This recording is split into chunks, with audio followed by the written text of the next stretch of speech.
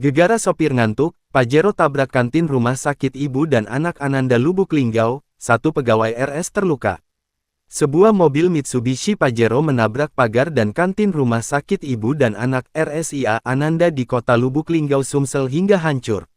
Dalam kejadian ini Reza Ramadan salah satu karyawan rumah sakit yang beralamat di Jalan Yos Sudarso Kelurahan Batu Urip Kecamatan Lubuk Linggau Timur harus mendapat perawatan medis karena menjadi korban.